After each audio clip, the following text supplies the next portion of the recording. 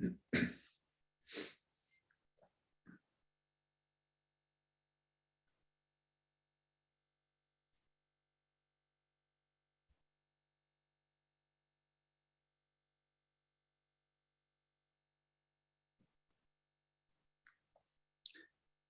everyone. I'm Jim Garrison, and I want to welcome you to this 9th of 10 sessions on the masculine dialogues that we are convening here on Humanity Rising in partnership with the Luminary Leadership Institute and with Age Nation. Over the last 5 days, we've had 2 sessions a day that have covered a range of issues having to do with the masculine and with maleness. With patriarchy, with women's liberation, and with the very deep discussion of how men at this very critical time in history contribute through reinvention of themselves, both in terms of gender and in terms of their souls, to what now needs to be done. We've covered 3 basic areas. We've covered a man in relationship to himself, man in relationship to others, and we're concluding with man in relationship to the world, to the natural world. It's worth noting that the natural world, as we all know, is in ecological tumult. If you've been watching the news just over the last 24 hours, there's been major flooding and storms in British Columbia in Canada with a once-in-a-century storm. And what has been noted in the press is that the last once-in-a-century storm happened just a couple of weeks ago. So that'll give you a measure not only of the turbulence, but of the escalating severity and frequency of what's happening in our natural world. And what we want to contemplate now in our penultimate session as we conclude the masculine dialogues is what role man that has been so contributive through patriarchy to bringing the world to this present predicament can play in the resolution that we all seek. So welcome. Before we commence our program, I'd like to invite everyone just to take a moment to pause and center yourself in your body. Take a breath and focus your attention on your heart. And for the next 60, 90 seconds or so, listen to your own heartbeat in a spirit of gratitude and thanksgiving that you're alive. We're all alive at this most extraordinary moment in the human journey.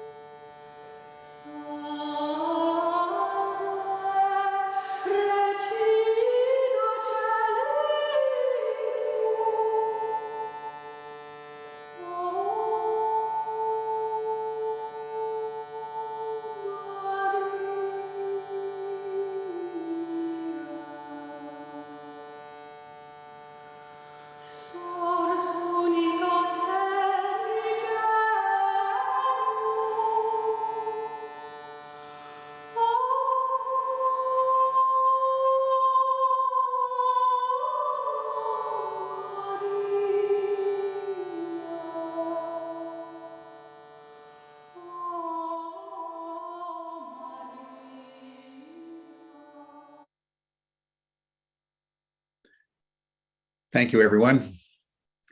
It's always such a good feeling for me to attune myself to my heart, and to do so attuning to the heart of all of you who are joining our session today. It's in this kind of community that we need to embed ourselves as we navigate in a world now of escalating ecological turbulence. So in this spirit, I want to welcome my good friend and colleague, Riane Goodman, from the Luminary Leadership Institute, who, along with George Caponelli of Age Nation, has been over the past months fashioning these masculine dialogues in preparation for a major summit that we're preparing for the spring of 2022. But Riane is very familiar with Humanity Rising. He's come about once a month over the last 6-7 months with various issues pertaining to the masculine that he's convened with me and George and others. So Riane, thank you so much for everything that you've done, and I turn the program over to you. Thank you, Jim. It's a pleasure to be here. It's an honor to be here. So welcome, everyone. Welcome to this 9th session of the Masculine Dialogues. Our last session is at noon today. Don't miss it. It's our wrap-up session. Today is International Men's Day, which celebrates men as husbands, fathers, sons, brothers, uncles, grandfathers, teachers, and mentors, all of whom contribute to a good society when they're good men. You know, men play many roles, and when those roles are done well with virtue and integrity, they're worthy of praise and celebration. So today is a celebration of good men. And of course, my last name is Goodman, so I get to lead the way. This program is about men in relationship to nature and the natural world. And of course, we can't talk about men and nature without including women and culture and society. Our scientific worldview separated us from nature. So how can we talk about it in a way that isn't separated from it? I personally find poetry one way through that dilemma. And I just received this poem this morning, and I invite you to take a breath, locate your body in space, and let this poem take you on a journey. It's called Into the Wild Unknown, and it's by Forrest Fane. It is so easy to get lost in this world with all of its distractions, false promises, and shiny toys. Forgive yourself for getting lost, for not knowing where you are or who you are, for having no clue what you truly want or the direction you are going. The world we have created is designed to make you forget, is designed to make you lose your way, confuse you, disconnect you from yourself and what is truly nourishing to you. Forgive yourself for being lost. Forgive others for being lost. To find yourself, find others who inspire you, who encourage you to discover and live a life that is authentic to your being. Fill your ecological niche.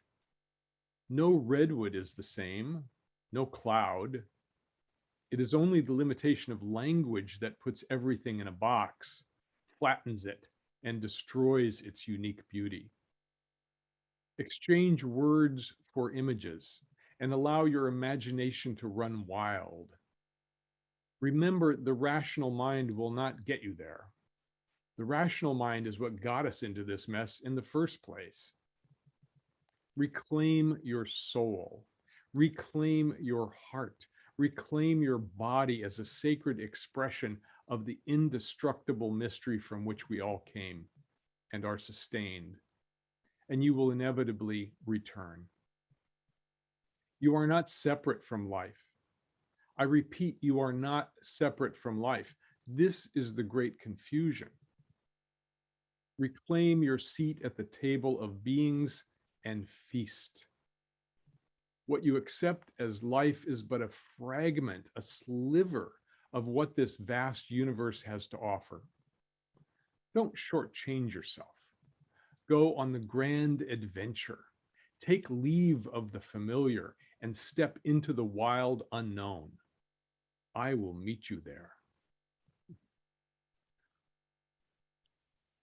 I hope that was as good for you as it was for me. In her book, The Chalice and the Blade, Riane Eisler pointed to the difference between dominator cultures, which are driven by the urge to dominate and use others and consume the world and its resources, and partnership cultures, which are driven by a deep understanding that we're all connected. So cooperation and care are more important than competition and gain. Indigenous cultures around the world have always understood that they were part of nature, whereas Westerners, since the dawn of formalized religion and reinforced by the scientific worldview, saw the world as a collection of distinct and separate parts, things and objects that could be analyzed and labeled and manipulated. The view was man apart from nature instead of man as part of nature. The natural world was seen and treated as an inanimate resource and to be dominated and used. Now, this so-called modern view has gotten us here. There's glorious advantages to our human-built civilizations and our cultures, including technology that gives us modern medicine and the ability to gather together right now from all over the world, and the ability to feed billions of people, and telescopes and rocket ships that can aim at the stars. But it's also taken us to this breaking point for the planet, as Jim was saying. Runaway climate change could destroy most of our built human civilization and create hundreds of millions of climate refugees. Worsening weather patterns will likely cause more droughts and fires and floods, and millions will starve from crop failures and lack of water. Populations will be decimated. And it's possible that our entire modern civilization could fall into chaos within our lifetime or our children's lifetime. We in the West have grown up inside this dominator culture, so we take as normal that some people should rule over others, that it's okay that a few people can become richer than all the kings and queens of history while millions of children starve, that endless wars are necessary for safety, to keep us safe, that the earth's a feedstock for stockholders' personal gain and to feed our endless hunger for more and more and more, that politicians and leaders get to make the rules for everyone else, that corporations get to own and use the media to control the minds of citizens, that we believe that there are white people and people of color and that we're different and that we should all be afraid of the other. These systems and institutions and beliefs infect our minds like parasites, feeding off their host and eating everything until the death of the host. So how did this happen? And how can we extract ourselves from it? What can we do to clear the patterns and the assumptions of the past so we can create something new? Our guest speakers have great wisdom to share. They include historians and wise elders and people who've worked for a lifetime to awaken their fellow men and women. They're people with clear vision and potential solutions. They're way showers, pointing us to the possibility that we can create something different, a peaceful and egalitarian and sustainable partnership system that supports the growth and development of all people and preserving and regenerating the planet, not just for ourselves, but for the generations to come, and on behalf of all creatures, both human and more than human. We need to find our way to some form of sanity, some form of harmony, some form of inclusive well-being. Otherwise, we will tear each other apart, even further apart than we are now. Millions of people have awakened to this need for reconnection and healing. In yesterday's panel, Connie Buffalo pointed out that we shouldn't use the word reconnection because we've always been connected. We're part of the continuum of life. We were never separated. We were just convinced to believe that we are. Buddhist teacher Thich Nhat Hanh used the term interbeing, which reminds us of the truth that we are interdependent, fully integrated into each other's lives. We're merely aspects of the whole. It has the same flavor as the African word Ubuntu, which can be translated as I am because you are, or I am because we are. And the Sanskrit word Advaita also points to the oneness of all things. It means not two, not divided, I'm going to introduce you to our brilliant and virtuous guest speakers one by one and ask each of them to offer some preliminary remarks. And after each one has spoken, we'll break into an open dialogue sparked by some questions and by your questions as well. Please put your questions or comments into the chat box. We may not be able to respond to them directly, but they will certainly inform our discussion. So first, I'm going to introduce Ipswa Meskakakanis. Ipswa is a great grandfather and wisdom elder among many indigenous tribes of the Northwest Territories. He supports dozens of communities spread over millions of acres. And he helps with rites of passage ceremonies and canoe journeys with teenagers, and he volunteers with the Mankind Project as well. He was abducted as a child and put into one of the Canadian schools for Native children, which attempted to strip him of his culture. And as you probably heard, these schools have recently unearthed hundreds of bodies of children who died there. Today, he serves as a healer, advisor, firefighting chief, and a coordinator for services for his Indigenous community. He recently won approval to build a new community center for his tribe that will serve multiple functions and help preserve their culture and their elders' wisdom. I've gotten to know Ipswa this past year, and I found his friendship to be valuable, his counsel to be warm and wise. Ipswa, what wisdom do you have for those of us who have lost our Indigenous roots and lost our way? How can we get back to harmony and peace? Tense Ipswa, Musmus Cognis Yanaki, Sunday, CCA, Asikwe, Kwema. I'm checking in today from my traditional territory, and I greet each and every one of you warmly. And thank you, Lion, for inviting us here today, and each and every one of you for taking the time to listen. We are the land. Wherever we go, as you said, we're not disconnected from it. The health of our lives, our children, is directly relational to our relation with the land. It's never been any different. Yes, we have flooding today. We have struggle in our areas and our territories. We do not see this as a negative thing. We see it as an opportunity to come together as community, an opportunity to come together as family. It's been this way since the beginning of time. To think in any other way is to be naive and think that we control that which is outside of us. If we look at our relation with how we treat the women in our tribe, our communities, our families, it is directly proportional to how we view the world. Nowhere have I ever traveled that she who we stand on is referred to anything but as the sacred feminine. Maybe there's some place that that's not true. But when I look at the challenges of how we treat our women, how we view as commodified and something to be consumed, it certainly speaks to our disconnection of relationship with the land, with a way of life that will sustain us. Ultimately, it's up to each and every one of us to find ways to not only connect with that sacred, but to find ways to nurture and sustain that which is around us. Thank you for the opportunity to speak, and looking forward to the other voices. And I hope that you're all well and safe where you are. Oh. Thank you, Ipswa. Next, I'd like to introduce Adrien Moisson.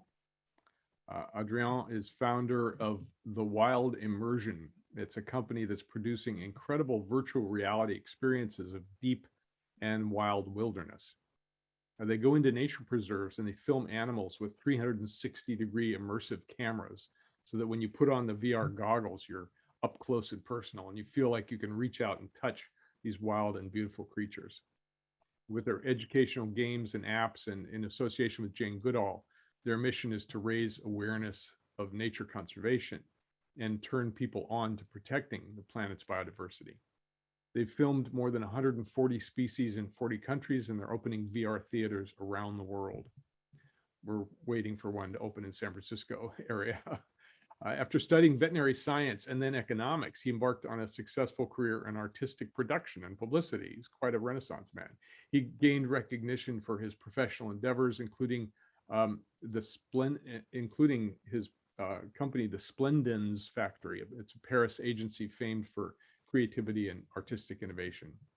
And after 15 years in that consumption-driven industry, Adrien observed the negative impact that his work had on the environment, and decided to make a dramatic shift, dedicating himself to creating the first virtual nature reserve. His ultimate goal is to fund the protection of wild and natural places and to achieve a better quality of life for all. Adrian, what have you learned about the importance of reconnecting our disconnected selves to nature?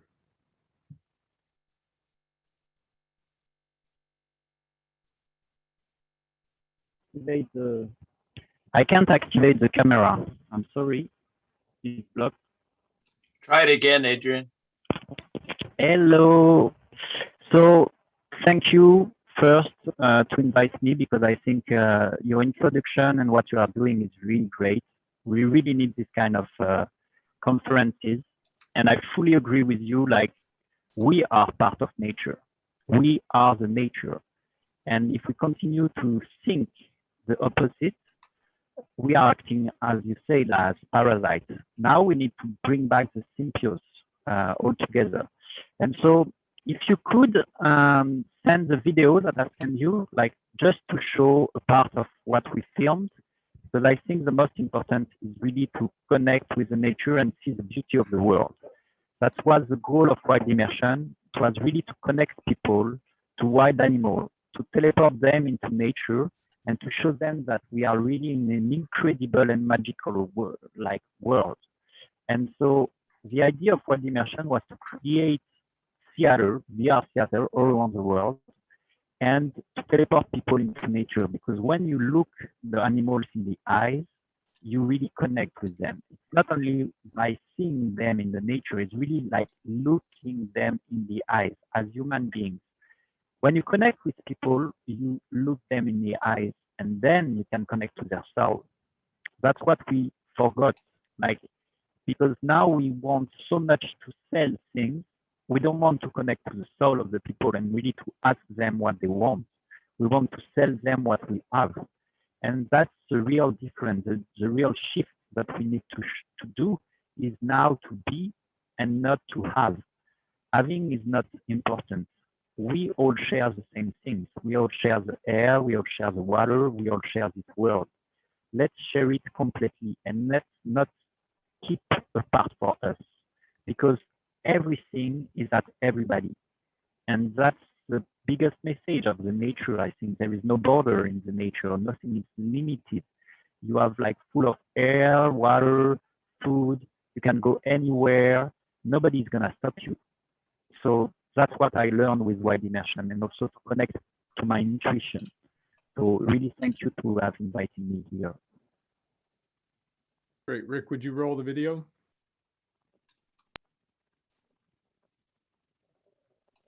Hello, this is Jane Goodall. Welcome to Wild Immersion. You are now teleported into wildlife. You will go all around the world. Look everywhere. Look all around you. Be curious. Be inspired. Together, we can change the way the world goes.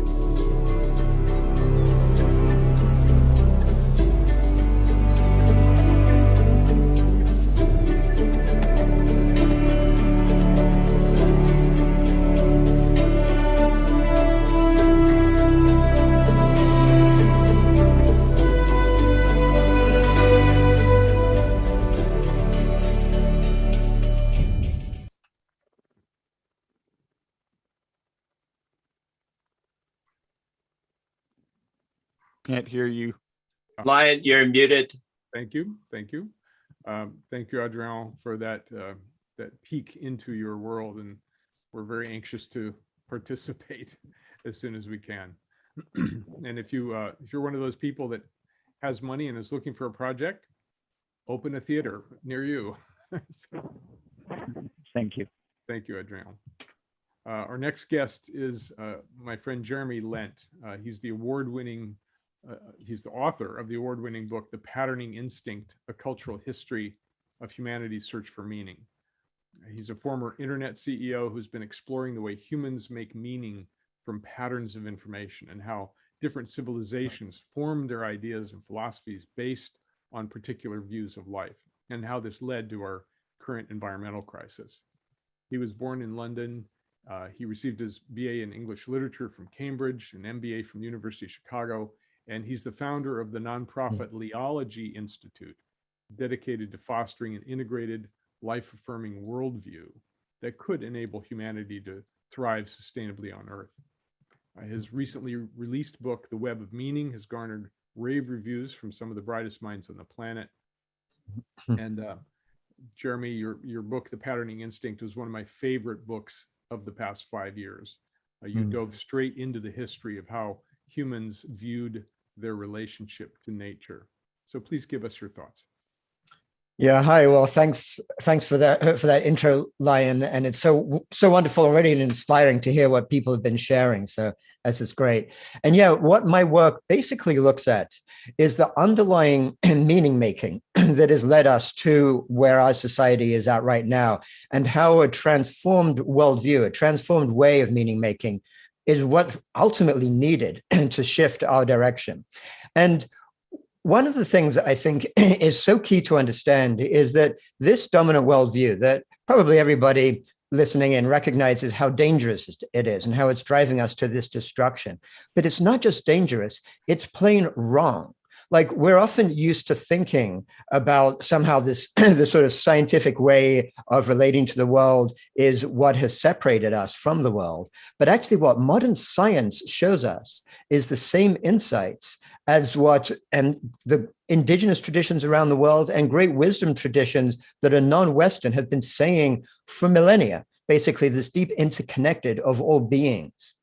And our way of thinking about who we are as people oftentimes ultimately comes from that Descartes' cogito ergo sum, I think, therefore I am, that most famous statement in Western sort of thought. And even if we look at that, basically what it's saying is the thinking capability, that reason, is the only source of our identity.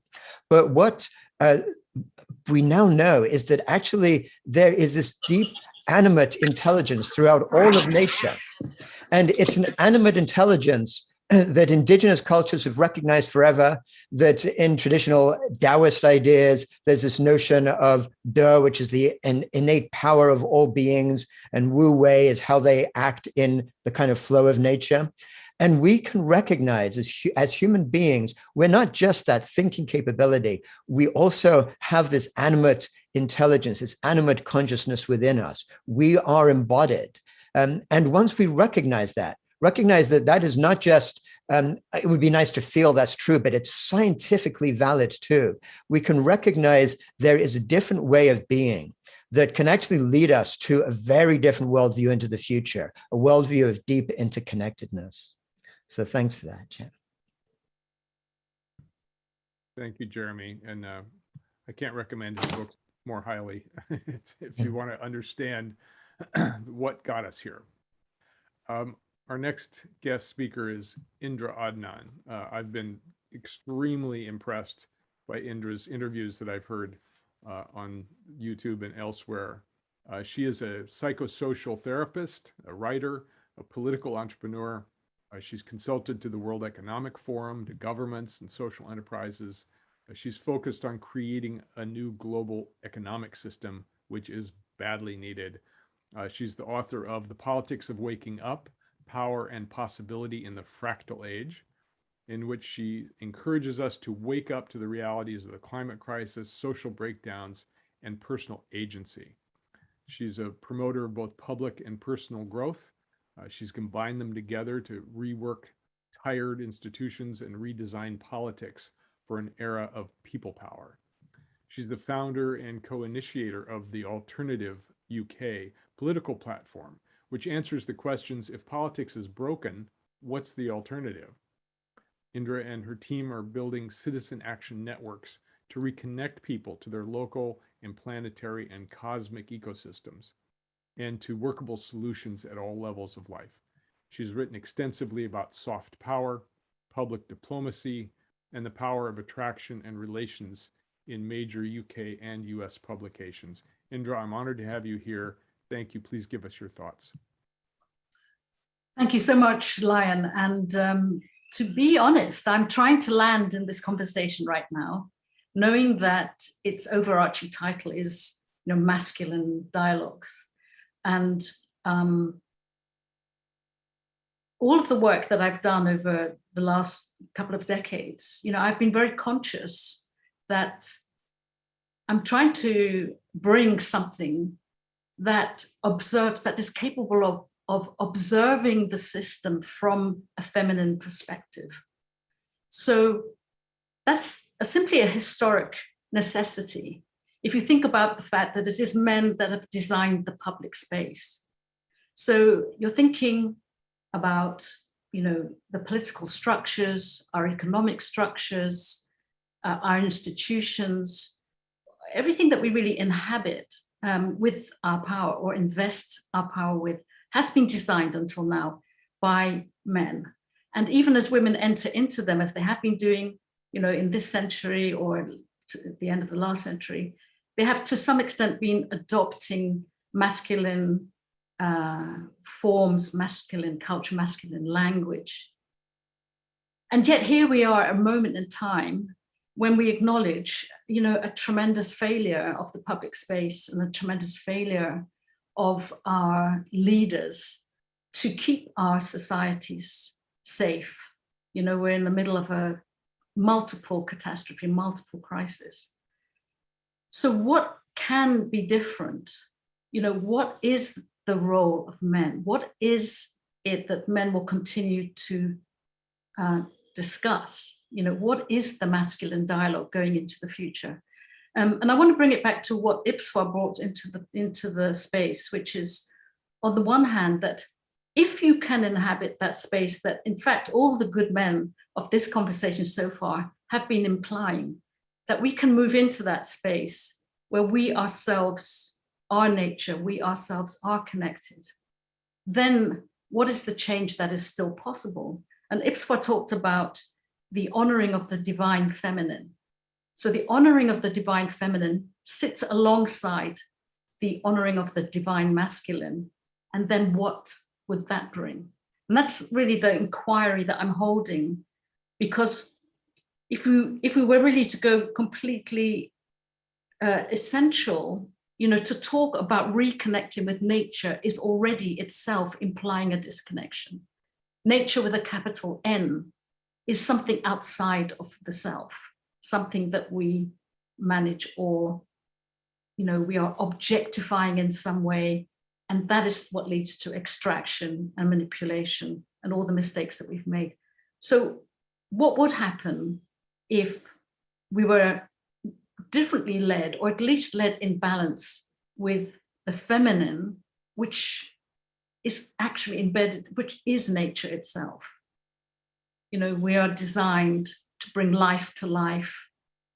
We are nature itself, as Ipswar said. So that I'm holding that inquiry in this space, because when I started to think about politics and ask what is the alternative to this failing system, I found that I was designing something quite different from what is. And I'm happy to bring that into this conversation today. Thank you, Indra. Your work is so important, and you're articulating the fact that our language itself separates us, that we live in a separated language world, which is different than many indigenous cultures and their languages. And of course, our Western languages are wiping out indigenous languages, which have a different view, because we see through our language. Language is a belief system. So thank you for pointing that out and reconnecting us to what's important. Thank you. Our next guest is my friend Jed Diamond. Jed is founder and director of Men Alive.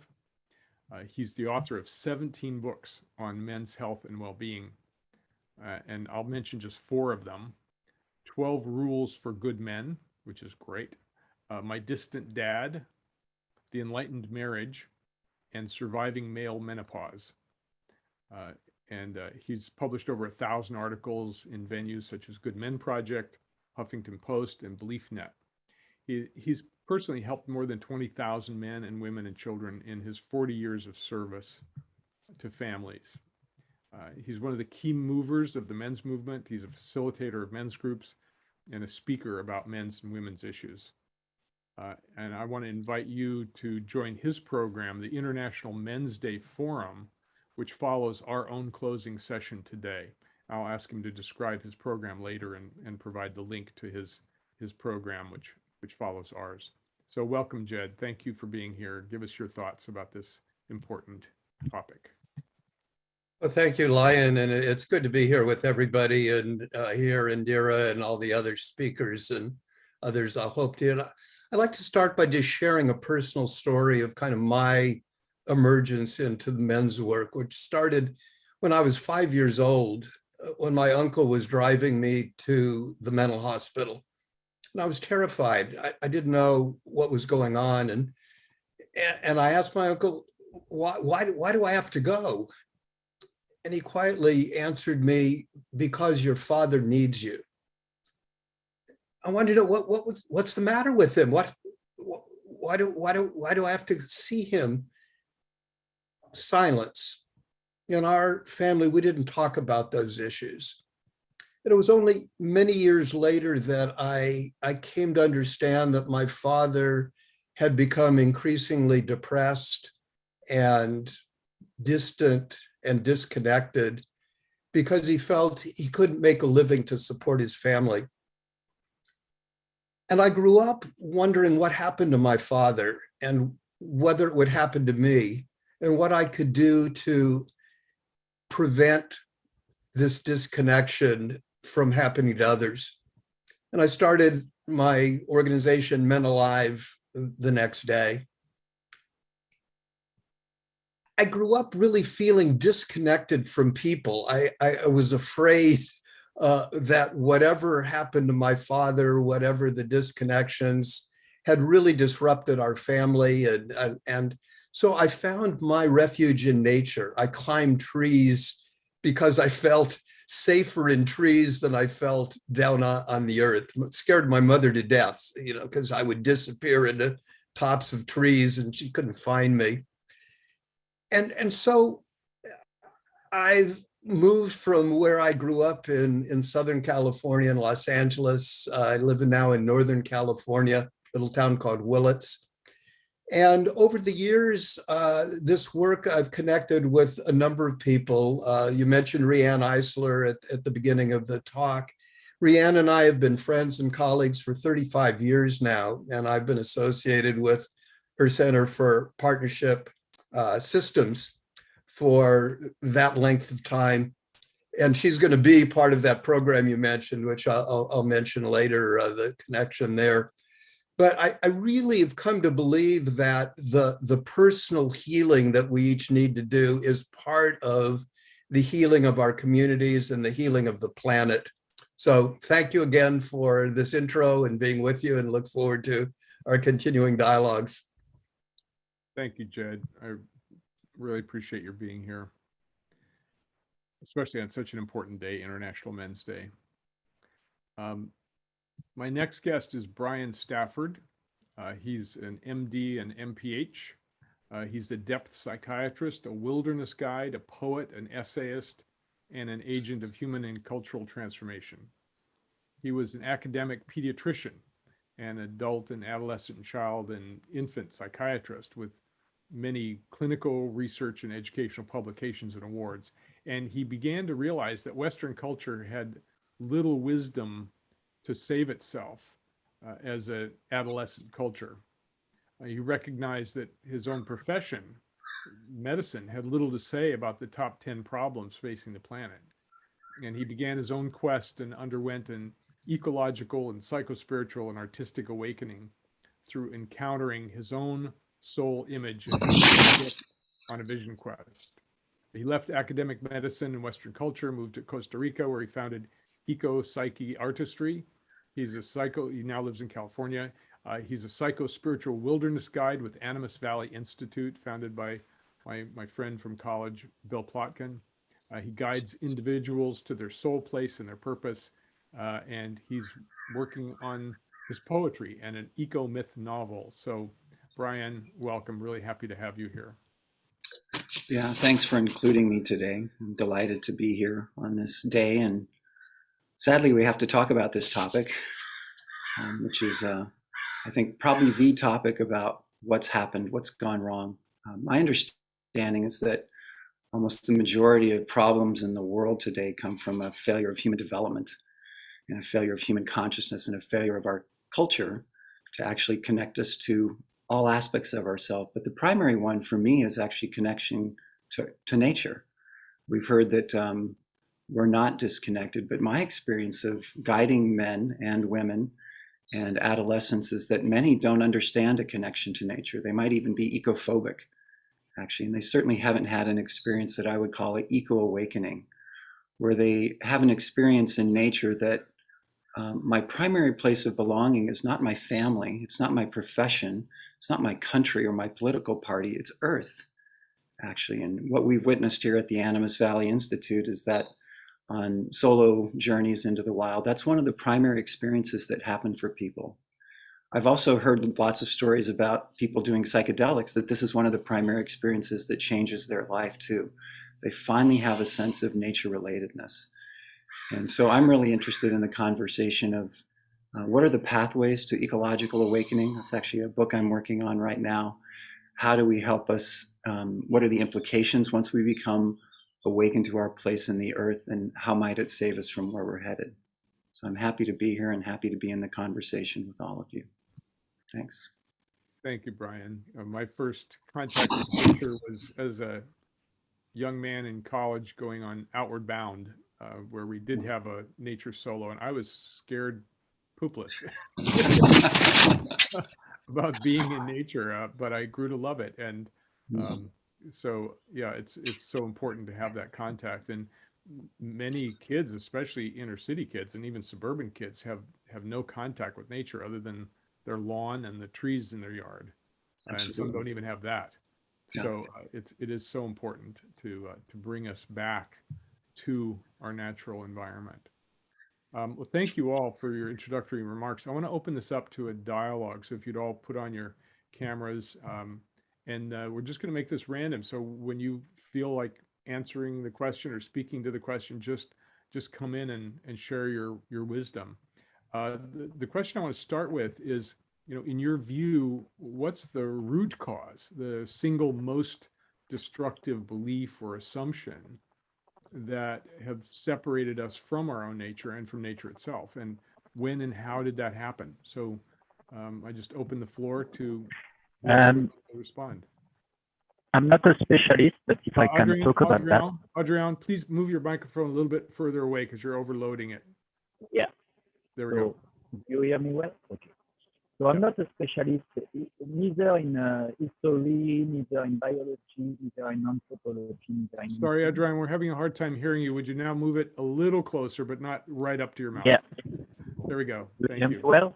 Yeah, it's good. Thanks. Okay. So I'm not a specialist in anything, but I have an idea about your question. I think what separates us from nature is fear. Like, we have been told that nature is dangerous. And so we are fearing, like the outside world, we are fearing wolves, we are fearing lions, tigers, we think they kill people. And that's why we are so away from nature and try to get as much as possible in town, in security. And with the COVID, it's even worse because now we are fearing the virus. Everybody's talking about that, and everybody is like going like to protect himself and his family and trying to not meet other people and not to share. So I think that's the fear who separates us from like the real world. And during Wild Immersion, when I went in the nature, I really understood that. And I saw that you can interact with wild animals. You can really be close to lion and not fear it, because if you fear the lion, it's gonna eat you. So that's my response. Yeah. Perhaps I can add to that then, because I feel if we want to look at the deep underpinnings of where that fear came from, I feel that it really began with this with dualism, with basically it's a Western worldview that really started with the ancient Greeks, that essentially said that the whole universe is composed of some sort of separate eternal dimension that's good and sacred, and then the world is kind of polluted and is not the source of sacredness. And along with that was this notion of a split human being, where it was our soul that connected us to that divinity. And that was the seat of reason also. And that our bodies were more like a prison or a place that our soul was entombed in. And then when our bodies died, our soul went to heaven. So this was what was inherited by Christianity, this worldview, which then became God and the soul went to heaven and all that stuff. And then the scientific revolution, even though we think of science as being opposite to religion, actually those pioneers of that scientific revolution took those ideas and turned them into modern ways of separating, like mind and body, or seeing nature as a machine or something to be conquered. And so I feel it's really important to understand those deep underpinnings, because so much, and Indra's mentioned language, so much of our language itself contains these separations, these dualisms, which is why I feel it's so important to look to what indigenous traditions around the world see that is so different, seeing nature as our relative rather than something separate, and other wisdom traditions that are non-Western. But even as I sort of said initially, modern science is actually validating what these other traditions are saying. So I don't feel we need to reject the science for that, but actually look at what real science is telling us, which shows us how that dualistic worldview is simply incorrect. Thank you, Jeremy. Can I chime in here a little bit? Please. Maybe two things are kind of coming up for me. Is I think one is maybe the inevitability of where we find ourselves as a product of evolution, and beginning early on as agricultural began to shift, from kind of hunter-gatherers and other things to horticulture, and then other kinds of agricultural systems, and then leading to specialization. So that might also be part of it, is that as the humans specialized, only several were allowed a lot of time in nature.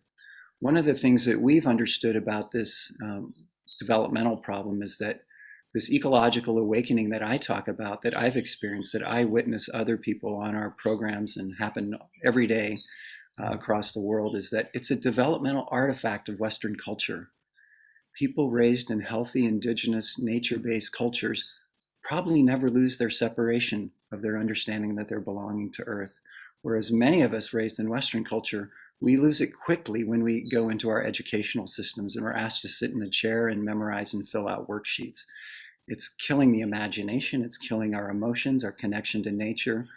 And so I feel like part of it is all of these different systems. As a culture goes awry, all the systems of culture also participate in the separation, whether it be education, religion, politics, entertainment. The majority of them are not ecocentric, they're egocentric or anthropocentric. And I feel like it's an evolutionary trend that we've ended up here, and we have to repent in a certain way and find our way back to Earth. So that's my 2 cents. Thank you. Could I add? Please do. That my observation is also to do with the way we are occupying time and the notion of progress.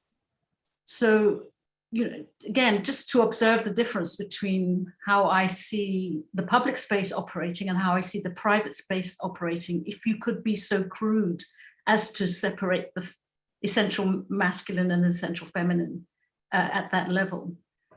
But in the public space, the need for progress and growth in time is the cause, if you like, of us wanting to objectify, manipulate, and control our environment, and to commodify it and capitalize, on what it is that we can manipulate. So this relationship creates an inner-outer, like Jeremy's describing, in contrast to, a treasuring of being or a love of something for the sake of it, or the growth of relationship, which is something really more to do with expansion of self and expansion of emotion. So not a linear movement forward, outwards, greater, but more a circular movement.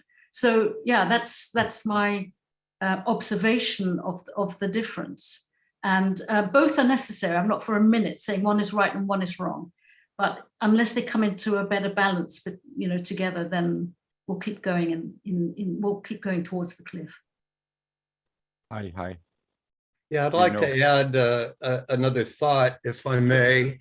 Jed, 1 second. Ipswat sure. was about to speak, so let's let Ipswat and then you, please. Got it. No, brother, go ahead. I was just saying hi. I agree with what was just said. Go ahead. Oh, okay. All right, good. So Jed, back to you. Okay. Just to build on what Indra is saying about the masculine and feminine, one of my colleagues, Clarissa Pinkola Estes, who wrote the book Women Who Run with the Wolves, we're at a gathering together of men and women that was titled Ovarios y Cojones, ovaries and balls. And the idea was to bring together the masculine and the feminine. And she offered a poem that I think, for me, changed my whole experience of the male and female and how it was connected. And I'd like just to offer, this is Clarissa Pinkola Estes with the poem Father Earth. There's a 2 million-year-old man no one knows. They cut into his rivers. They peeled wide pieces of hide from his legs. They left scorch marks on his buttocks. He did not cry out. No matter what they did to him, he did not cry out. And now he raises his stabbed hands and whispers that we can heal him yet. We begin the rolls of gauze, the gut, the sutures, the grafts. Slowly, carefully, we turn his body over. And underneath him, his lover, the old woman, is perfect and unmarked. He has laid upon his 2 million-year-old lover all this time, protecting her with his old back, with his old scarred back. And the soil beneath her is fertile and black with her tears. Father Earth, Clarissa Pinkola Estes. Wow. Thank you. Just want to take a breath, have everybody take a breath and take that in.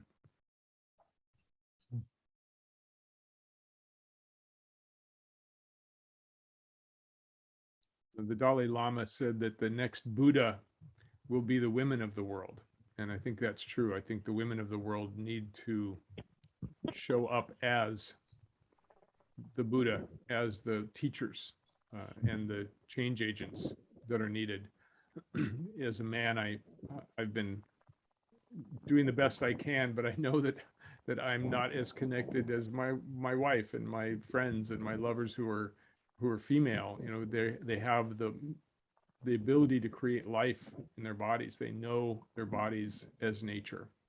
And I think it's harder for us as men to do so. Who else would like to add to the conversation? Can I share a bit some slide of the presentation? Yes, please. And thank you for showing your cat, who's natural and nature herself. So on this presentation, I just want to show that we are in a big paradigm shift. I think the real problem in the Western mind is we are disconnected from the spirit. And I think that's the most important. And there is a big shift to do, to go from parasitism to symbiosis, from patriarchal to equilibrium, from extractive to regenerative, from linear to circular, from a hierarchy pyramidal to a hierarchy which is more in network, from having to being, and really to reconnect between each other. So from individualism to altruism. And I think that's really the spirit who can bring this to us. I think, yeah, women have a incredible role, but in fact, everybody has the same role, is to reconnect the two different forces, the yin and the yang, and really embodying that we are both. We are feminine and we are masculine. Mm-hmm. And there is two forces in everybody, in every male, in every female. But these two forces are not opposite, but are kind of contradictory. They are polarity of the same stuff. And if you understand this, that there is one strand which is going to the up and one strand going to the down, you can begin to create the spiral of life. You can begin to create life as your DNA, which is exactly the symbol of the Kundalini awakening. And I think that's really not technologically that we're gonna find solution. It's not materially that we're gonna find solution. It's not even philosophically. It's like through the connection to spirit, through the dissolution of ego, through the work of really being a diamond and making the light shine through us. We don't do anything. We are just here to channel the source. We are just here to be the gardener of the hidden. Eden is not on the sky. Eden is not under the earth. Eden is the earth. It's like the universe. There is no other world than this world. We are fully in. There are spirits, there are gods, there are a lot of other beings, but they are in the same dimension as us. It's just a matter of frequency, of vibration. And I think the spirituality really left the Western countries, and we need to get back to this kind of simple, easy spirituality. We are all creating this universe all together. Thank you, Adran. Yeah. That was very stunning, and you brought in an important point about our own spirituality, that our spirituality is ourselves and each other and nature and the world and the universe and the gods and goddesses and that when we can connect to that, we actually have more sanity for our daily lives. Jeremy, please go ahead. Yeah. In fact, if I could just really kind of strongly agree with what Adrian was saying and maybe build on it one more point, is this point that I feel it is a dangerous path, honestly, to sort of say that women are somehow more connected with nature than men. Because I do feel that can lead down this kind of path of gender essentialism, which really ultimately just reifies the patriarchy rather than undermines it. Because really, in a way, that's what the patriarchy has been saying all along, is like men's business is to deal with the power and the technology and all that stuff, and women's business is to be more doing that kind of soft, fuzzy nature stuff. And I do feel that recognizing the yin and yang energies within each of us and all of us as being part of our deep animate consciousness, we have to realize that actually each one of us is nature. Each one of us is actually 40 trillion cells, which are part of life unfolding over billions of years. That's what we actually are. That's what we're part of. And so anyway, I just feel that's an important notion, that we can recognize certain characteristics that might be more associated with, what generally defined as a male gender or female gender. But I don't personally believe that does anything to mean that one of those genders is more connected with true nature than the other. So anyway, just wanted to emphasize that. Well, thank you, Jeremy. I think I just proved that no matter how awake you are, you can fall into the old patterns of patriarchy, division, and isolation, even when you're not aware of it. So thank you for pointing that out. So there's It's been rough. some amazing words shared. I'd like to sort of curtail a few. I think it started with Jed in his introduction talking about culture. Where does our culture come from? And then our other relative, Brian, was talking about, the modern world education, agriculture, right? And for me, when I think of the westernized schools, the institutional schools were made to make good box factory industrial workers, right? The change that's needed, if we were to be honest, is to take back where right from the child forward, where are they learning? Where are they getting their culture and their connection from? Right? Those institutions no longer serve us. You talk about the agricultural evolution. I would call it more of the industrial agriculture. This has not been an evolution. It's been an industrialized force to resist the natural evolutions of the natural cycles of the world. Indigenous people continue to practice agriculture in ways that work with the natural systems of life that sustain and actually increase abundance, increase diversity, increase fertility of the land.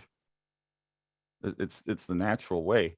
So I just caution that where do you say this starts? Well, the language and the words, as we've already discovered, have very dangerous beliefs and ideologies underneath them that perpetuate this language that we're hearing even in today's conversation.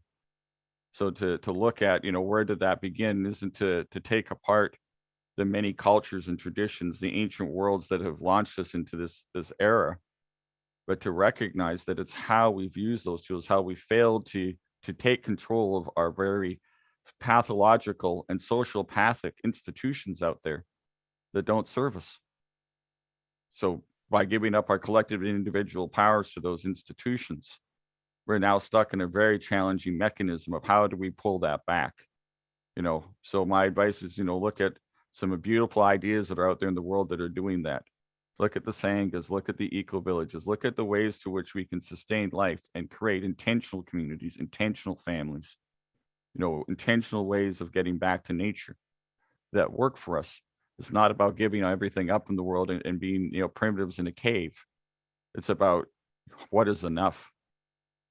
That's the message that's sold to us is we're not enough and we consume. We make great consumers. Oh. I fully agree with you, and I think that's also a way to say that at one point we need to say stop, and we need to see that if we don't stop, it's gonna be a disaster. And I think the disaster is coming soon. The disaster is coming now. You have fire everywhere, hurricanes.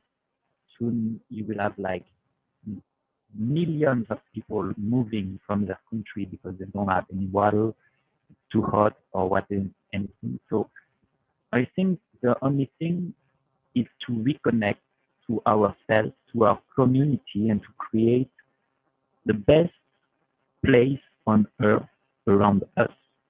That's as simple as that.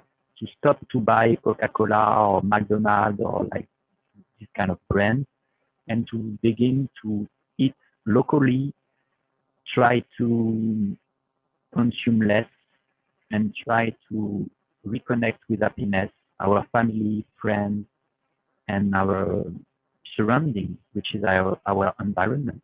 When we are talking about ecology, we are talking about nature.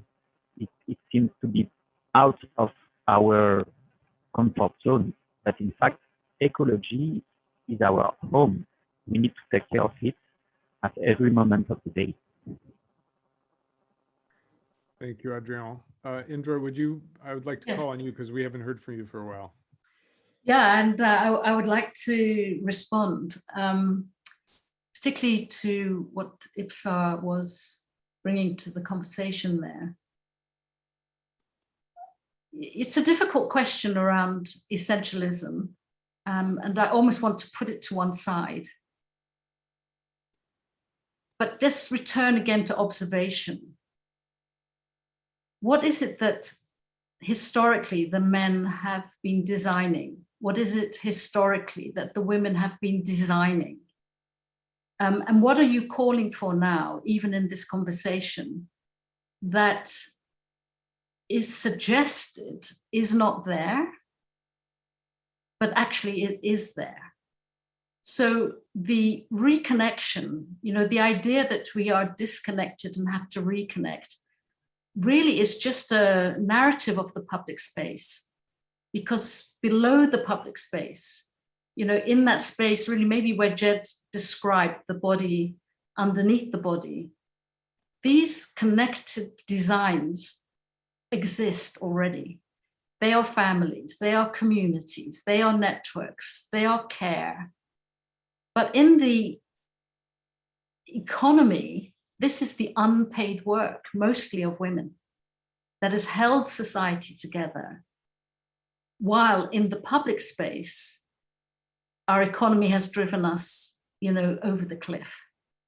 So it's not really a question of reinventing or reconnecting. It's to give way a little bit to something that is already there and has been there. And that with the birth of the internet, I like to describe us as being in a 30-year revolution already, where we're waking up to what we couldn't see before and reconnecting it to the public space and allowing it to become more visible. So this idea of our connectedness is now, it's a very loud call now, but why? Because we are realizing what was always possible. In a way, what we're looking at is not to invent something, but to let go of what was invented until now and return to something that was always present.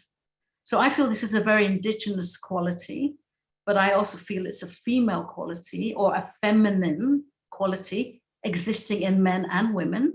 I perfectly acknowledge that. But even for the men, I have a great compassion for the men who've been victims of patriarchy, who've found themselves living such stressful, growth-driven,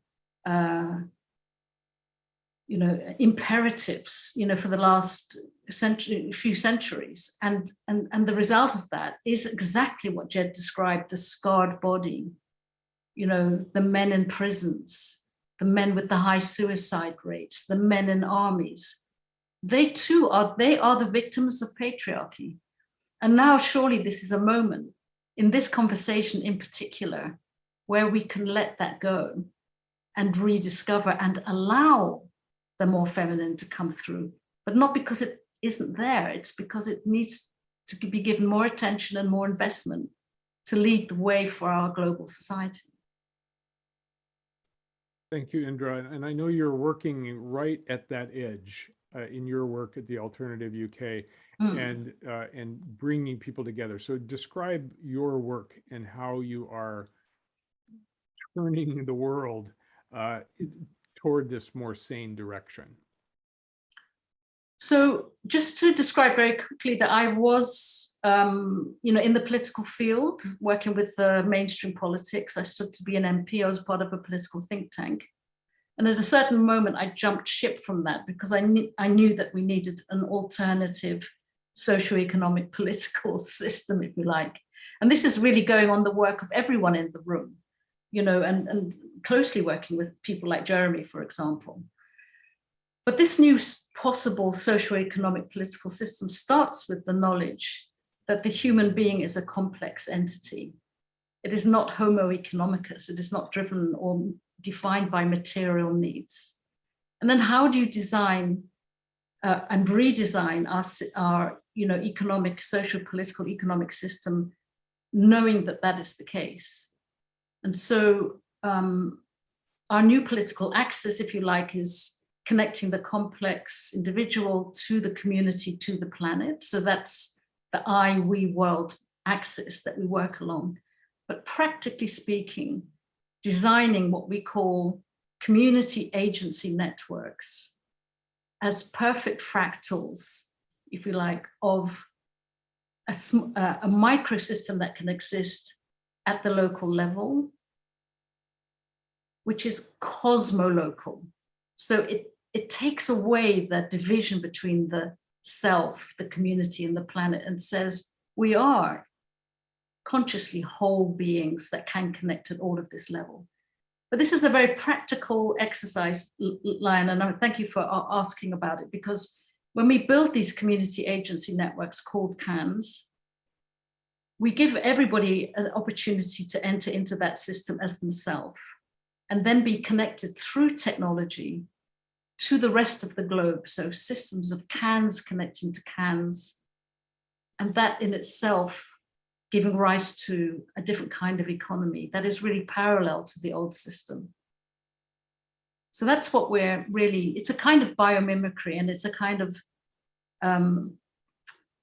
welcoming of acknowledging the insufficiency of the old system and building a new one that can work in partnership with it. Not trying to overcome it or destroy it, but to work in partnership with it in a way as women would work in partnership with men. So if we want to hear more about this, it's a very practical thing. We're building it. It builds on the eco-villages, the transition towns, the mutual aid networks, all of these circular forms for people coming together is building a new possibility for agency in the world. We would like to import this into our United States here. We badly need it. Are there institutions or groups here in the US that are reproducing or connecting to your networks? No, absolutely. There are systems of CANs. We named it a CAN, either Citizens Action Network or Community Agency Network. The acronym stands for Climate Agency Network. I mean, there's so many CANs. They are appearing spontaneously everywhere. This is an era of this kind of coming together is becoming possible because of the internet. For the last 30 years, they've been building. And even though we've been prototyping them in the UK, we noticed that they're appearing everywhere. So for sure, CANs in Africa, CANs in the States, CANs in South America, CANs in Europe, really they're coming into being everywhere. And that fractal nature, again, Jeremy could describe this even better than I would, but there's a fractal nature of their growth and scaling that makes everything, makes a vision of human agency becoming possible again to overcome these crises. Thank you. And I want to actually turn our whole dialogue towards solutions. Humanity Rising was founded on looking at solutions. In fact, the website is humanityrising.solutions. So what is the key? What are you doing to or what do you see happening that can turn us away from our destructive dive off the cliff that is nearing rapidly and moving us toward a more natural, a less mechanistic view of the world? I know that some of you are writing books, some of you are doing work in nature, but please add your thoughts about what is needed to repair this tear in our collective soul. So yeah, okay. Yeah, I'll just go ahead. I'll just start off by acknowledging what is going on and has been going on in this dialogue today, which speaks to me of two important issues of what we're doing and maybe what still needs to be done, which is we all clearly are people that have been doing this work for quite a long time. And I think we'd all agree we're learning, we're meeting people here I didn't know. We're hearing things from what other people are doing that I didn't know existed. And we're the ones that are very aware. So part of, I think, what is emerging is this expansion of this underground network. I think of them as the mycelium, the mushrooms that are all connected, and the tree roots that we know in nature are so interconnected below the surface that many of us don't see till we learn about them. And the last thing I would say is just the importance of this whole gathering as a way of reaching larger numbers of communities and people. And my own work at Men Alive is really at this stage, I'll be 78 in the end of this month, and been doing this work for at least 52 or 3 years and maybe longer. And part of my work is to connect more people and organizations together. And that's, I feel like, what needs to happen so that people know about more of what's going on and more of the world hears about you all. And I hope to connect with you all. And obviously we all are creating things for now in the next year to do this. And I just want to honor the organization that's been going on now that created this event and the ones that will spin off of this in the future. Thank you, Jed. Go ahead, Jeremy. Sure, yeah. Well, my sense of one of the most important things that we need to do is realize how deeply the changes are that need to be made, and not just how deeply, but how broadly. Basically, every aspect of our civilization is part of this patriarchy and part of this split way of being that's causing this destruction. And there's this wonderful phrase going around, like a vision of what's called an ecological civilization. And what I love about that notion is this recognition that it's not just a matter of we got to change the economics, or we got to change the media, or we've got to change this. We've got to change every aspect of our civilization. And we recognize that our current civilization is based on exploitation, extraction, accumulation of wealth.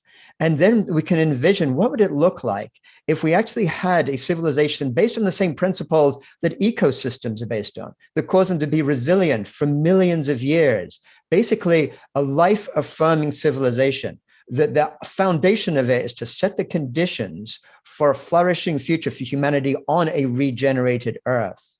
And I feel that when we're doing all the different things that we're doing, millions of us around the world working on these different things, it really helps to really look into, am I doing something that is moving towards that different kind of civilization that's truly life-affirming? And so there are some things people are working on which might be incrementally positive, but still reify and strengthen this current dominant paradigm of exploitation.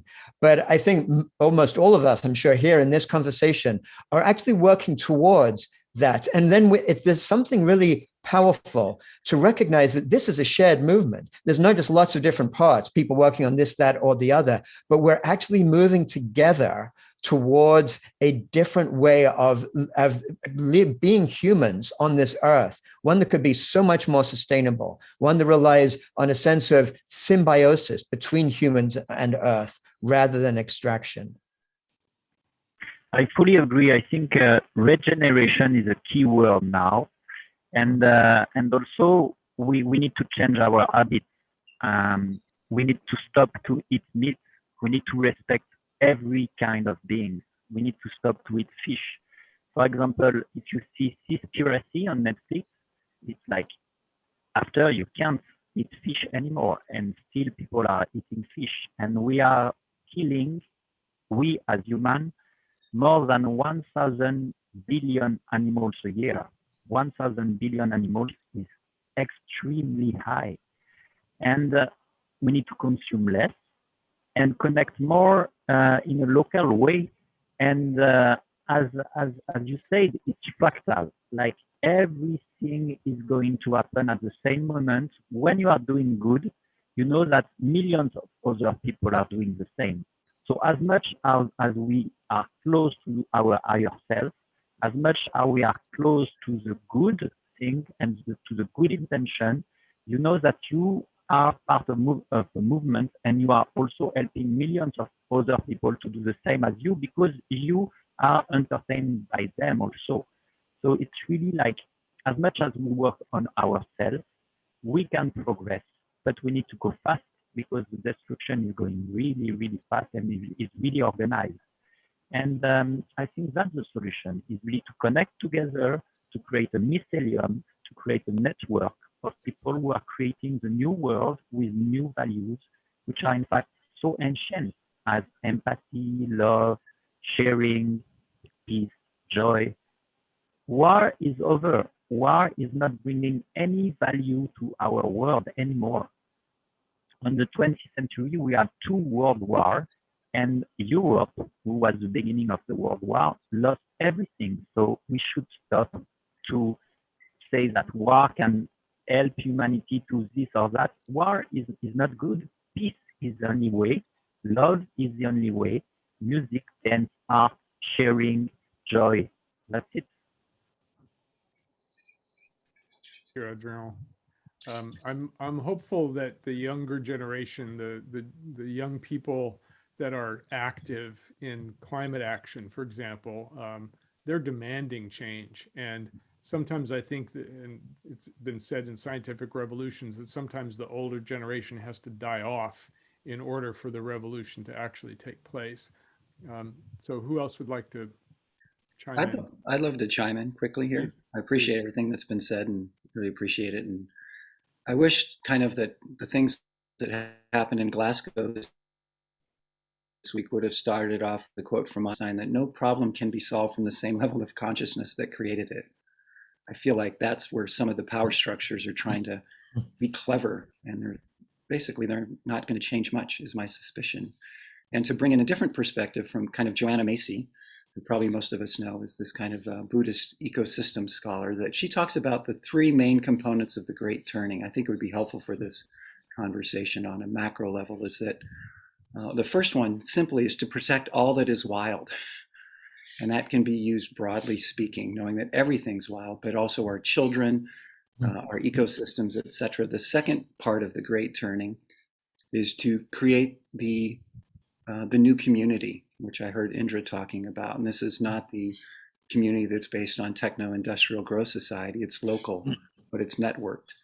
And it honors everyone's unique gift, something like that. And it's meant to replace it rather than necessarily tear down or criticize it. It's just to build it. And the third component there is to shift our consciousness, as we've heard from multiple speakers here, that it's not about the human ego. It's about where does the human ego and the human species land within this great earth. Those are the three main parts of the Great Turning. And to go to the particular then, for individuals, how do I find my way into this would be to reconnect, know that you're not separate, but to go spend time in nature if you can, be present, feel your emotions, cry out for your connection to the earth, ask for your imagination to return. If you need a guide, find a guide. If you need a community, ask for a community. I think we're at this time where these things are beginning to come together, as I've heard today. So that's my take. Thank you, Brian. I want to invite each of the speakers to put into the chat box a way people can contact you if they want more information. And we're getting close to the end of time, end of our time, not the end of time. Time will continue, but we are approaching that. Now, I'd like to have wrap up comments from each person, and then I'll invite George and Jim to join us as well. So, who'd like to begin with just a few closing comments? And again, please put your contact, your website into the chat box so people can get in touch with you.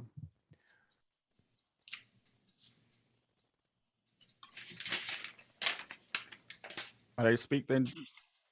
Please. So, we've had many wonderful words, and I just want the listeners today to recognize fear, false evidence appearing real, or I prefer face everything and rise.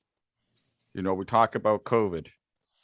For me, it was an opportunity for people to slow down and realize that even with the industrial world turned down, we had enough.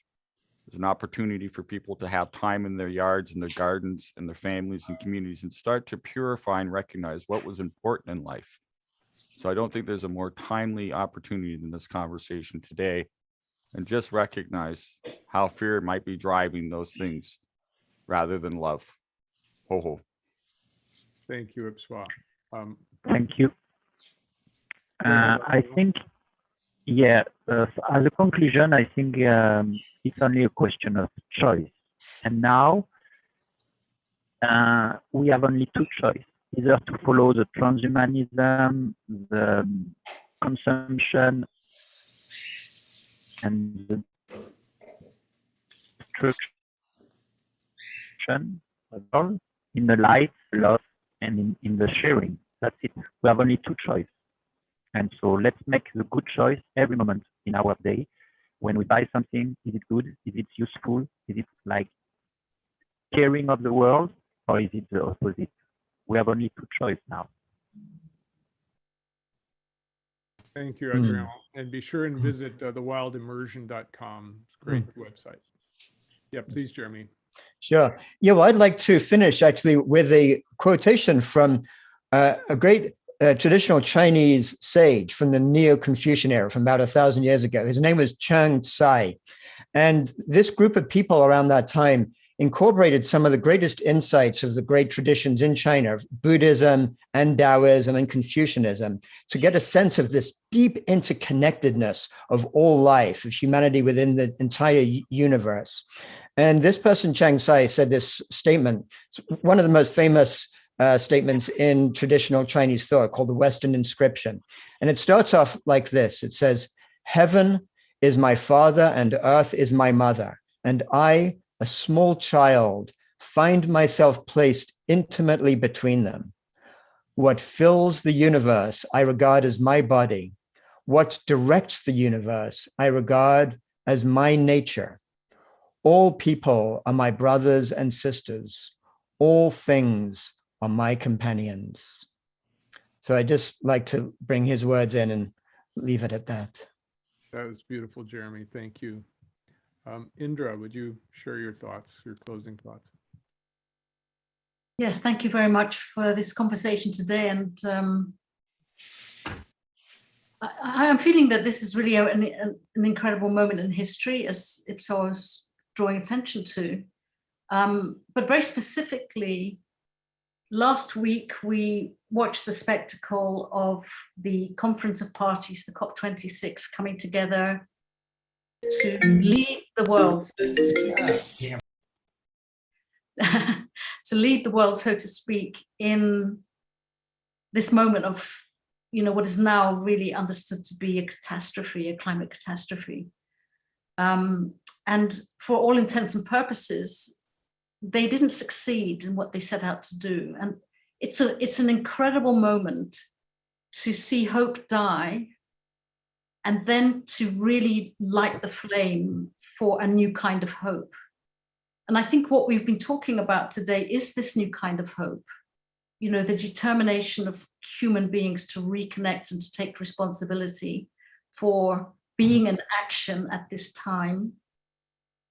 But at the same time, let's not underestimate how difficult that is for the majority of people to step into responsibility. We've been trained to rely on our leaders. To become responsible is difficult, and that's why we need community, and that's why we need care, and that's why we need circles, and that's why we need connectivity.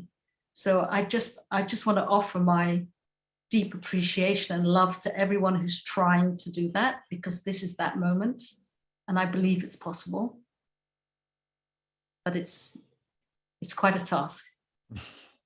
Thank you, Indra. That's beautiful. Jim mentioned in one of our earlier panels that it's now called the cop out, and that we recognize that we cannot rely on institutions or governments to save us, because they're not going to. So thank you. Let's see, Jed, please come in and also mention your program that's coming up later this afternoon. Sure. I think just building on what Indra and others have been saying, for me, I take it back to my father. I take it back personally, because all of this is personal on some level to us, and all of it is transpersonal and beyond the personal. But, I remember my father and so many other men who, were under the influence of the dominator culture in some form, and broke down under that system and lost hope. And in his case, took an overdose of medications and wanted to end things. And luckily he didn't. He survived. And out of that woundedness in his life and in my life, created a willingness to go beyond the pain and the losses to what we can create together. Alone, we're frightened, but we're really never alone, and we really are all connected. And having the hope and the remembrance of that, I think, is part of what we're all doing. And just this little piece of what I'm doing lately is, as Lion says, and this Healing Men, Healing the Planet event that we're having. I've written it in the chat, but I'll just give it out in words so that anybody is listening can do it. We have a website that is tiny, TINYURL, tinyurl.com/alive men. So tinyurl/alive men will take you to the event. And then we'll be doing many others, as will you all, and hope to be part of our continuing dialogue together as things move ahead. It's tinyurl.com/alivemen. Thank you, Jed. Thank you for your work in the world and for contributing to this as well. Let's see, Brian, I think we haven't heard your ending comments yet. I'd like to just end with a poem as well. This one from Gary Snyder. It's called For the Children. I hope I don't cry when I speak it, but it feels apropos for the moment. I hope you do cry, brother. Thank you. I don't want to butcher his words, which are beautiful. For the children, the rising hills, the slopes of statistics lie before us, the steep climb of everything going up, up as we all go down. In the next century or the one beyond that, they say, our valleys, pastures, we can meet there in peace if we make it. To climb these coming crests, one word to you and your children. Stay together. Learn the flowers. Go light.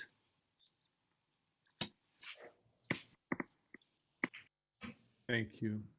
Thank you. I think we've heard from all the panelists. So let me open things up to Jim and George, my compatriots on this grand journey of the masculine dialogues. Hi, I want Jim to close. I just want to really celebrate what you have accomplished today. You've demonstrated the extraordinary power of dialogue, and you've also demonstrated the capacity of mature, honest individuals to both listen to each other and to share in such a generous way that those of us who have been privileged to be audience have benefited enormously. I also know that you've demonstrated something else, and I use a quote often from Bucky Fuller that we're born to be the architects of the future and not its victims. And I think each of you is a living demonstration of one of those architects. And I also want to promise you that both here on Humanity Rising and elsewhere, we have a lot of work to do together, and I sincerely look forward to doing that work. So thank you very much. Thank you, George. Thanks for being a partner in this work. Jim. Thank you, Lion. Thank you, George. And thank you all for the heartfulness with which you've spoken. And I have been particularly struck by the poetry that has been expressed.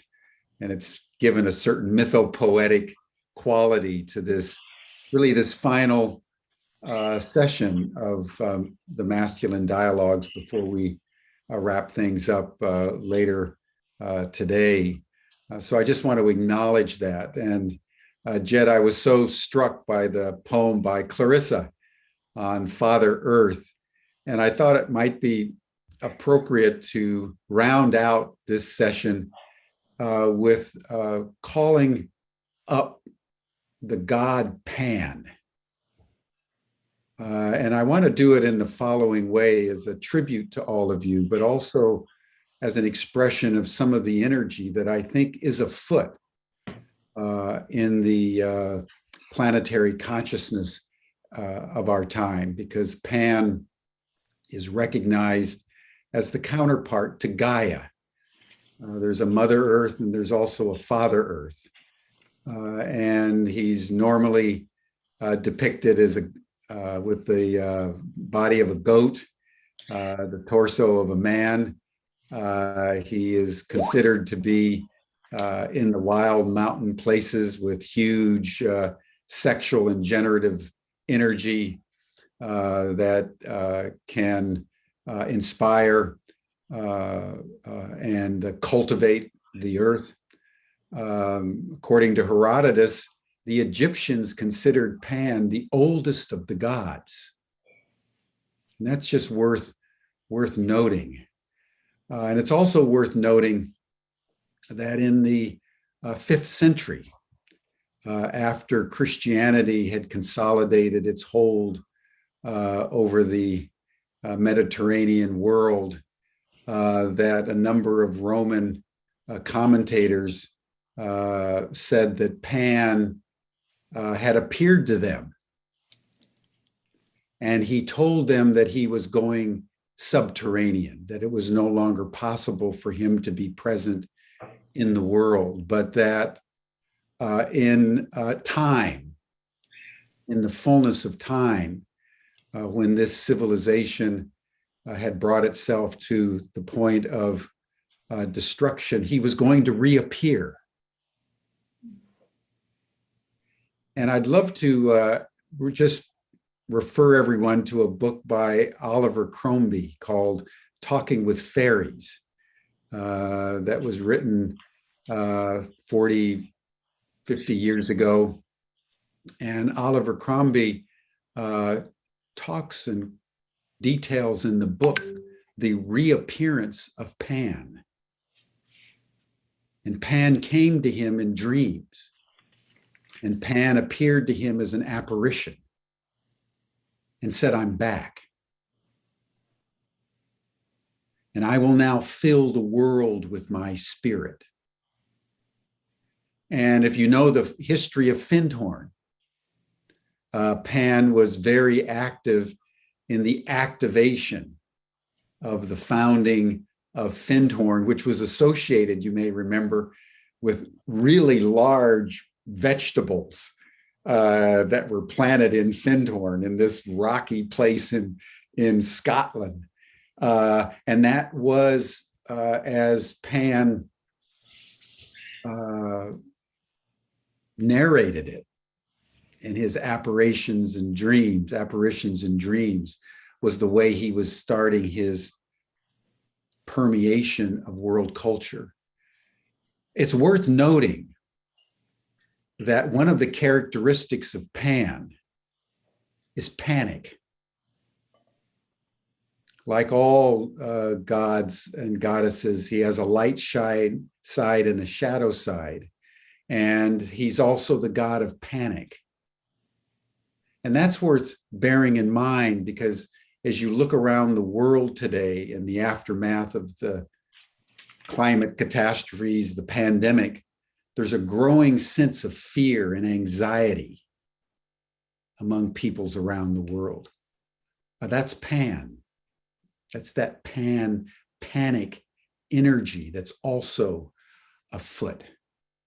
And so as we think about what Indra said, that, in COP26, a certain kind of hope died. And when you really think of Code Red,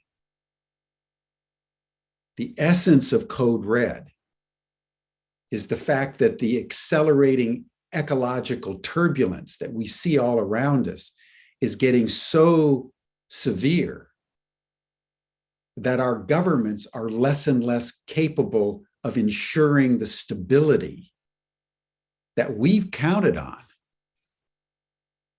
for a very long time in human history. And if you really confront that reality, that there's no longer a guarantor of the stability that we have assumed as the basis of civilization, what rises up is panic. And it's within that context that new hope has to arise, and a new sense of possibility as the peoples of the world now, in the face of government inaction, have to look to themselves in ways that we have never even imagined in our modernity. And that's all Pan. And there's now, I believe, an energetic quality to the earth energies of Pan and Gaia and other energies that are now afoot. And it's our capacity to relinquish the rational mind, sculpted so powerfully by men and patriarchy, and be able to surrender into the natural intelligence of the earth that is going to enable us to shapeshift human consciousness into a crucible that will empower us to navigate through the accelerating turbulence that is now all around us and becoming more intense, with the kind of capacity that can transform the chaos all around us into the islands of coherence we all know is possible, and are the new Noah's Arks that can see us through. So I wanted to just honor all of you today with this story of Pan. I hope that it is helpful because nothing less than the reimagination of man and woman and humanness in relationship to Pan and Gaia will suffice to redeem us at this hour. So thank you, everyone. Thank you, Lion. Thank you, panel. Thank you, George. You're all welcome to the after chat session. The links have been put up and you'll see it in the chat box. I want to encourage everyone to go to the Global Regeneration Corps .com, which is a global invitation for organizations and individuals to come together in a global call to action to build a global network of regeneration. We are at your service here at Humanity Rising for whatever it takes for humanity to rise at this hour. So thank you, everyone. We'll see you in a couple of hours. Can I just 1 second, George. I just want to personally thank and with deep gratitude, Brian, Adrian, Jeremy, Indra, Jed, and Ipswa for showing up and sharing your wisdom and your knowledge. And for all of you who are listening, deep gratitude for your listening. And without you, we would just be talking to thin air. So much appreciation to everyone, and thank you. George, go ahead. That was Can I just say one thing? Sure. I really love what you said, and I just want to emphasize and say, I want you to panic, really, because if you panic, you will go to the next level. Yeah, thank you, Adrian. And a couple of people in the chat pointed out the word pandemic has pan in it, and pandemonium has pan in it. Pan in that root word means everywhere. So Pan was everywhere. He was the earth. And so that's where we get those words from as well. George, did you want to say something? No, just to remind people to join us at 1 o'clock Pacific time. A number of our speakers will be with us. Noon Pacific. Noon Pacific, yes, thank you. I'm in mountain, so I get confused. And any of you on this panel who would like to come back and spend a few moments with us at noon Pacific, please do. That's all. Thank you, George. Jim, back to you. Thank you, everyone. We'll see you in a few hours, and then again on Monday for Humanity Rising. Bye for now. Bye, everybody. Thank you. Thank you so much. Learn the flowers.